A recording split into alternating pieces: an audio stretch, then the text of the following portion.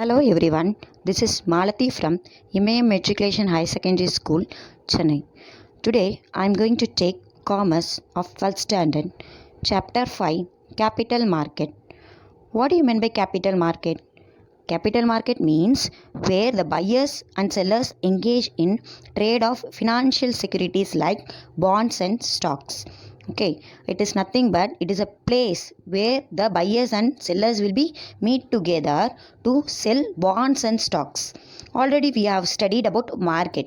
Market is a place where they are doing buying and selling activities of commodities.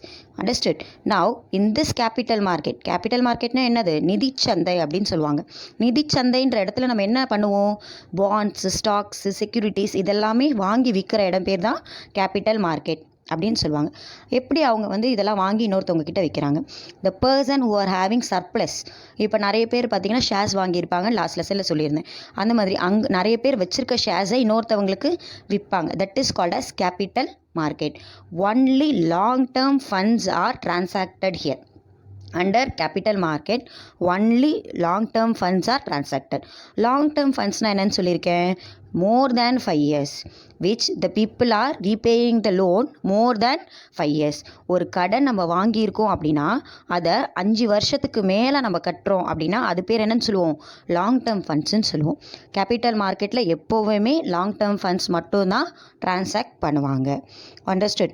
The next, the buying and selling undertaken by participants such as individual and institution. யாரெல்லாம் வாங்கி விற்பாங்க அங்கே capital மார்க்கெட்டில்? Individuals, தனி நபர். ஓகேவா, நம்மளா கூட இருக்கலாம், நீங்களா இருக்கலாம், நானாக இருக்கலாம், வேறு யாருனா இருக்கலாம். ஒரு இண்டிவிஜுவலாகவும் இருக்கலாம். அப்படி இல்லைனா இன்ஸ்டியூஷன்னா ஒரு ஸ்மால் இன்வெஸ்டர்ஸ் அப்படி இருக்கலாம், இல்லை ஒரு கம்பெனி, அந்த மாதிரி இருக்கவங்க மட்டும்தான் என்ன பண்ண முடியும், கேபிட்டல் மார்க்கெட்டில் வாங்கி விற்க முடியும். Understood? Like other market also, capital market is composed of those who demand funds and supply funds. ஓகேவா, எல்லா இடத்துலையுமே எப்படி டிமாண்டு சப்ளை, அதாவது ஒருத்தவங்க கொடுக்குறவங்க இருப்பாங்க, ஒருத்தவங்க வாங்குறவங்க இருப்பாங்க, அப்படி இல்லையா? அதே மாதிரி கேபிட்டல் மார்க்கெட்லையும் பார்த்தீங்கன்னா டிமாண்ட் ஃபண்ட்ஸும் இருக்கும், சப்ளை ஃபண்ட்ஸும் இருக்கும். டிமாண்ட் ஃபண்ட்ஸ்னால் என்னன்னு சொல்லுவோம்னா பாரோவர்ஸ் அப்படின்னு சொல்லுவோம். ஓகேவா, சப்ளை ஃபண்ட்ஸ்னால் லெண்டர்ஸ் அப்படின்னு சொல்லுவோம். ஓகே, இந்த next topic is meaning of capital market. The term capital market refers to facilitates an institutional arrangement through which long-term funds, both debt and equity, raised and invested. Here they are saying that the institution will be making them to a arrangement. Okay, ஒரு institution ஒரு arrangement கொண்டு வராங்க. எதுக்காக? Long term funds வாங்குறதுக்காக. எப்படியெல்லாம் வாங்குவாங்க? இந்த both டெப்ட் அண்ட் ஈக்விட்டி. போத் டெப்ட்னா என்னதுன்னா கடன் அப்படின்னு சொல்லுவோம். ஈக்விட்டினா என்னன்னு பார்த்தீங்கன்னாக்கா பங்கு. ரெண்டு வழியில் கடன் வாங்கலாம், கொடுக்கலாம். அது எப்படின்னா டெப்ட் and equity raised and that will be invested in another place. That is called as capital market. The next one is characteristics of capital market. Here we are having 5 types of characteristics. What do you mean by characteristics? Characteristics என்ன சொல்லுவோம், சிறப்புக்கள். Capital மார்க்கெட்டோட சிறப்புக்கள்லாம் என்னென்ன அப்படின்னு நம்ம பார்க்க போகிறோம். The first one is securities market. What is meant by securities market? செக்யூரிட்டினா என்னது? பத்திரங்கள் அப்படின்னு சொல்லுவாங்க. ஓகேவா, பத்திரங்களின் சந்தை. The dealings in capital market are done through the securities like shares, debentures etcetera. எதெல்லாம் வச்சு அவங்க கேபிட்டல் மார்க்கெட்டில் டீல் பண்ணுவாங்க அப்படின்னு பார்த்தீங்கன்னாக்கா ஷேர்ஸ், டிபென்ச்சர்ஸ். ஷேர்ஸ்னால் என்னது? நம்மளோட பங்குகள். டிபென்ச்சர்னா என்னதுன்னா கடன், இல்லையா? டிபென்ச்சர்னா என்னது? கடன். இதை ரெண்டு வச்சு மட்டும்தான் கேபிட்டல் மார்க்கெட்டில் பண்ணுவாங்க. This was the first characteristics of capital market. The next one is price. ப்ரைஸ்னா என்னது? விலை. எப்படி நம்ம ஒரு ப்ராடக்ட்க்கு விலை நிர்ணயிப்போம்? எப்போ நம்ம நிர்ணயிப்போம்? Depend upon the demand and supply. The price of a security is determine based on the demand and supply. இப்போ நமக்கு டிமாண்ட் அதிகமாக இருக்குது அப்படின்னா என்ன பண்ணுவோம்? ப்ரைஸும் அதிகமாக இருக்கும். இப்போ டிமாண்ட் கம்மியாக இருக்குன்னா என்ன இருக்கும்? ப்ரைஸும் கம்மியாக இருக்கும். இதை பொறுத்து தான் ப்ரைஸை நம்மளால் ஃபிக்ஸ் பண்ண முடியும். அந்த நெக்ஸ்ட் ஒன் இஸ் பார்ட்டிசிபென்ட்ஸ். பார்ட்டிசிபென்ட்ஸ்னால் யார்? பங்கேற்பாளர்கள். பார்ட்டிசிபென்ட்ஸ்னால் என்னது? பங்கேற்பாளர்கள். யாரெல்லாம் அதில் இருக்காங்க? முதல்ல இப்போ ஃபார் எக்ஸாம்பிள் ஒரு ட்ராயிங் காம்படிஷன் வைக்கிறோம் அப்படின்னா என்ன பண்ணுவோம்? Who are going to participate in this competition அப்படின்னு கேட்பாங்க. அப்படின்னா என்னது? யாரெல்லாம் அதில் பங்கேற்க போகிறாங்க அப்படின்னு பார்த்தீங்கன்னாக்கா individuals, corporate sectors, government, banks and other financial institutions. இண்டிவிஜுவல்ஸ்னால் யார்? தனி நபர்கள் அப்படின்னு சொல்லுவாங்க. நெக்ஸ்ட் கார்ப்பரேட் செக்டர்ஸ்னால் என்னது? நிறுவனங்கள். Okay, the next government, banks and other financial institution, அரசு வங்கிகள் மற்றும் இதர நிதி நிறுவனங்கள் அப்படின்னு சொல்லுவாங்க. இண்டிவிஜுவல்ஸ்னால் யார்? தனி நபர்கள் அப்படின்னு சொல்லுவாங்க. கார்ப்பரேட் செக்டர்ஸ்னா நிறுவனங்கள், ஒரு கம்பெனிஸ். ஓகேவா? Next government, banks and other financial institution அப்படின்னா என்னது? கவர்மெண்ட், பேங்க்ஸ்னால் அரசு வங்கிகள் மற்றும் இதர நிதி நிறுவனங்கள். அது இல்லாமல் இருக்கிற இன்ஸ்டிடியூஷன்ஸ் தான் நான் சொல்லுவோம் ஃபினான்ஷியல் இன்ஸ்டிடியூஷன்ஸ் அப்படின்னு சொல்லுவோம். The next one is location. லொக்கேஷன்னா என்னது? இடம். எங்கே இடம் அமைஞ்சிருக்கு அப்படின்னு சொல்லுவோம். இப்போது where is your house is located அப்படின்னு நம்ம கேட்போம் இல்லையா? எங்கே உங்கள் வீடு இருக்குது. அதே மாதிரி கேபிட்டல் மார்க்கெட் எங்கே லொக்கேட் ஆகிருக்கும் அப்படின்னு நம்ம பார்க்க போகிறோம். Capital market is not confined to certain specific locations, although it is true that part of the market are concentrated in certain well-known centers known as stock exchange. Capital market அப்படின்னு ஒரு place இல்லைனாலும், அதுக்குன்னு ஒரு தனி இடம் இல்லைனாலும், stock எக்ஸ்சேஞ்சுன்ற ஒரு ரொம்ப பெருமையான இடத்துல, ஒரு பெரிய இடத்துல என்ன பண்ணுறாங்க? இந்த கேபிட்டல் மார்க்கெட்டோட பிஸ்னஸை பண்ணுறாங்க அப்படின்னு சொல்கிறாங்க. ஓகே, அந்த next last characteristics is market for financial assets. அப்படின்னா என்னது? நிதி சார்ந்த சொத்துக்களின் சந்தை.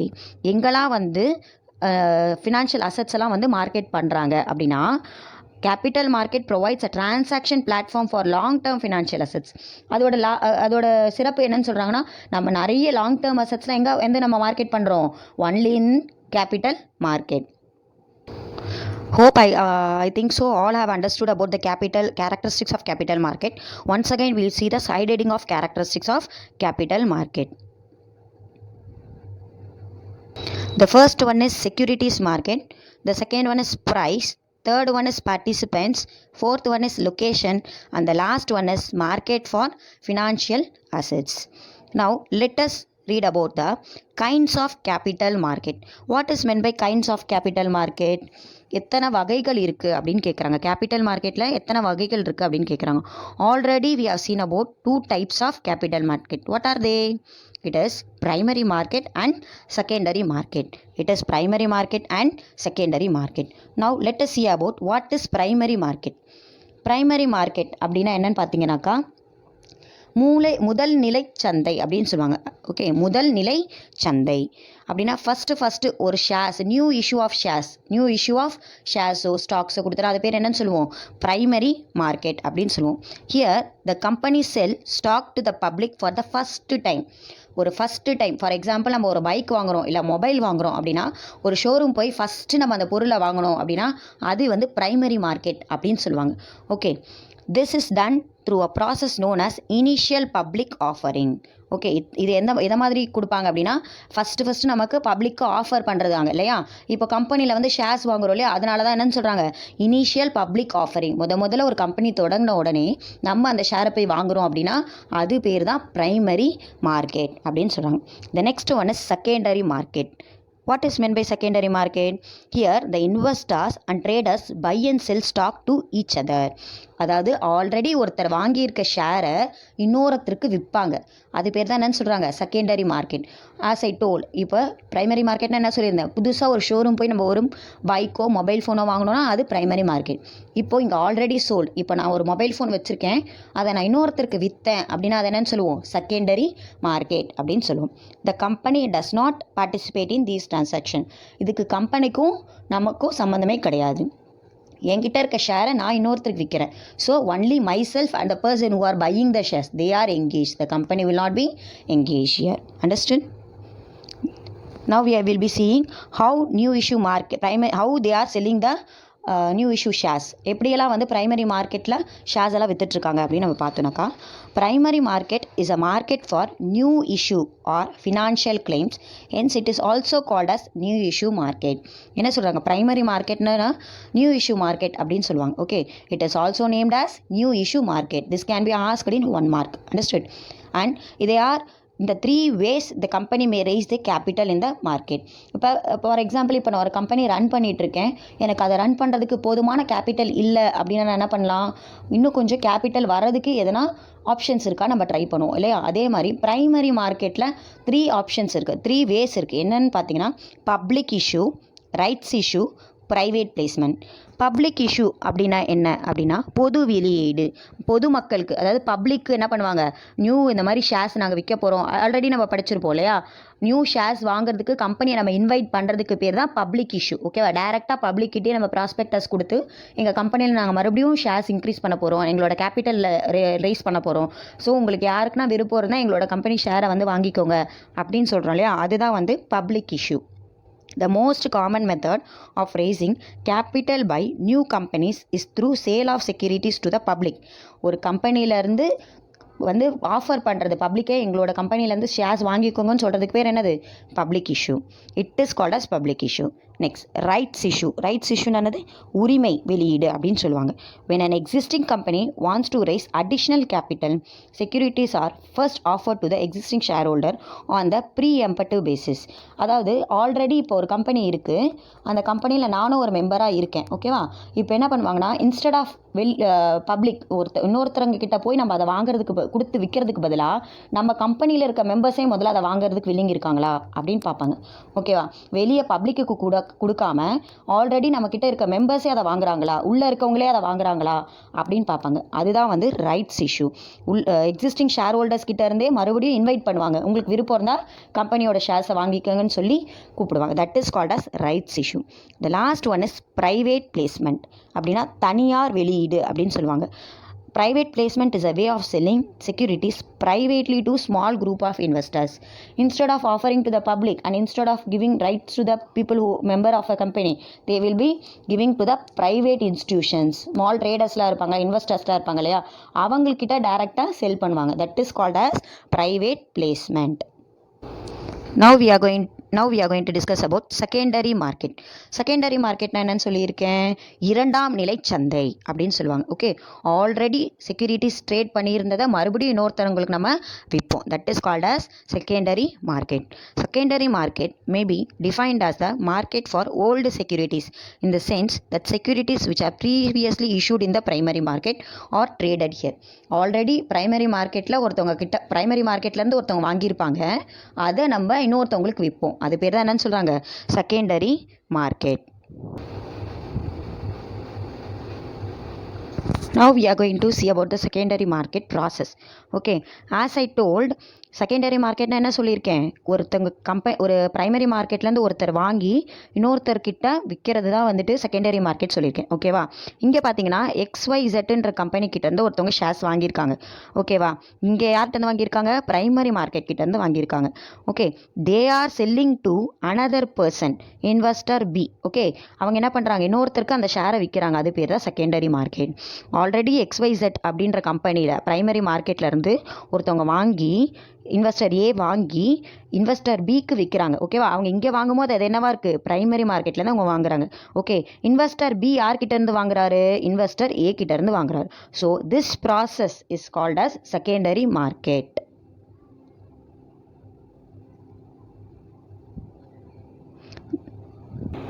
Now we are going to discuss about functions and importance of capital market. Functionsனா நம்ம என்ன சொல்லுவோம்,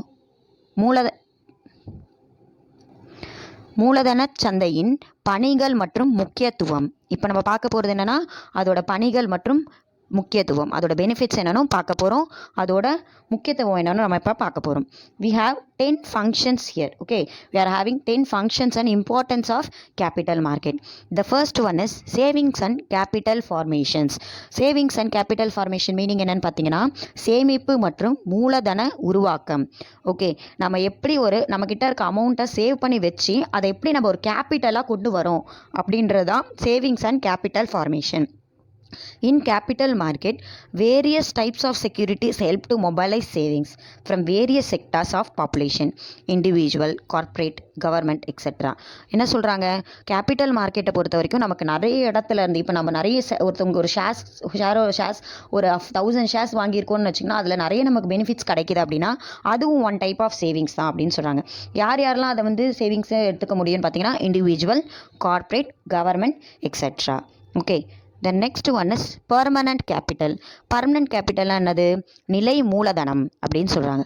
The existing of capital market stock exchange enables company to raise permanent capital.